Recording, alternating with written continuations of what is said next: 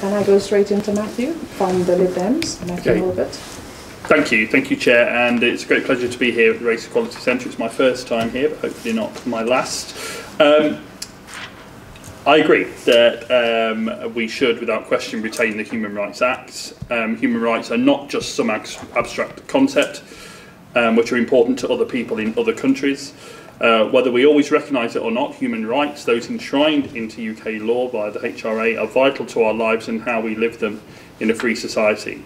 Andrew pointed out some of them, but let's just remind ourselves of some of the rights which it protects. The right to life, freedom from torture and inhuman or degrading treatment, right to liberty and security, freedom from slavery and forced labour, the right to a fair trial, respect for your private and family life, home and correspondence, freedom of thought, belief and religion, freedom of expression, freedom of assembly and association, the right to marry and start a family, the right to education and the right to participate in free elections.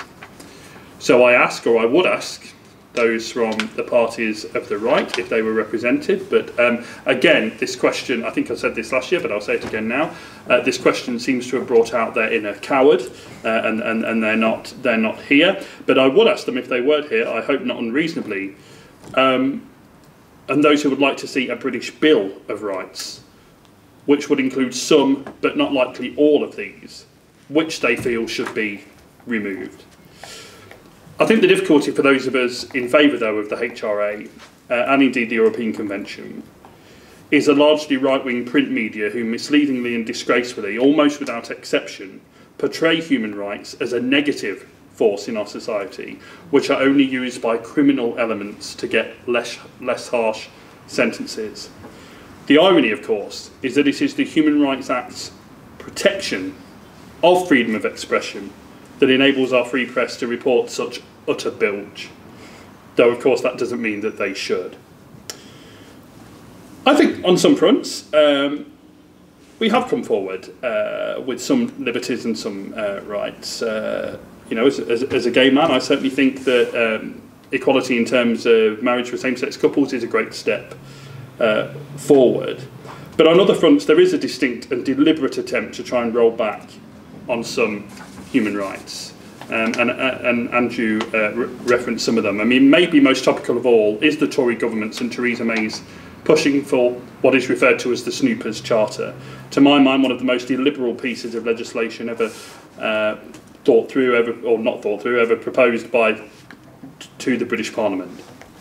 But I have to be honest and say that illiberal measures aren't just the preserve of the Conservatives. Under Labour, we had proposals for 90-day detention without trial, and under the coalition, we had proposals shamefully supported by some Lib Dem ministers, though certainly not by the party membership, I can tell you, for secret courts, a measure which I voted resolutely against at my party's conference. So we have to always be resolutely on our guard against attacks on our civil liberties and human rights.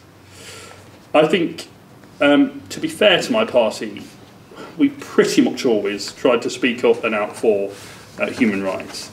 With most recently my party's new leader Tim Farron calling on the government to take 3,000 orphans, refugee children displaced by the as part of the migrant crisis.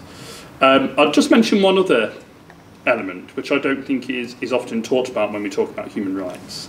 And I agree with Andrew in the fact that there is a lack of economic rights as part of the HRA, but also maybe a lack of cultural rights. I mean, I'm thinking about, I've been campaigning in Barwell over in Hinckley and Bosworth to try and make sure that we retain our library services as an actual council-funded, professionally staffed library service, and not this diminished shell that they seem to want to force on us.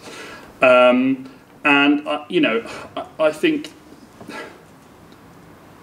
it's been difficult, if I'm honest, to get a lot of people worked up about that, and I think actually they should be, because libraries, I think, are universities for the masses, and I think, you know, we lose them at our peril, and I think so. I think there's a cultural lack of rights as well that is feeding into this, and you know, I think the worrying thing, I mean, I guess you might say Conservatives are doing what Conservatives do, and that they won the election.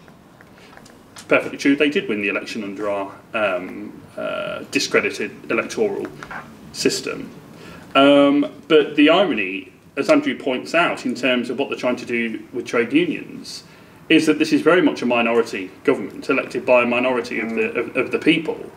And really, they don't reflect mass public opinion. You know, the fact is, most people voted for non-conservative parties, and yet that's not reflected in our government. So I think actually they have no mandate to be doing the vast majority of the things that they are doing.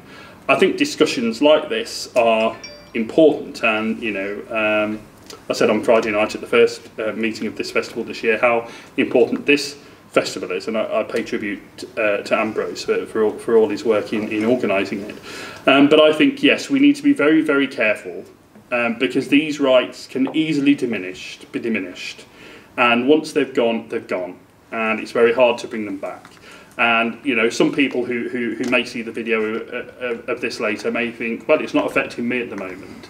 But the trouble is, if you're not concerned about other people's rights, when they do start to diminish on you, maybe people won't be concerned about you and those rights either. And I genuinely think it's a great shame that there aren't representatives here from those parties who do advocate us leaving the HRA, and that we can have a genuine and honest discussion. But as I say, I think their inner coward has been brought out. Thanks very much. Okay, thanks.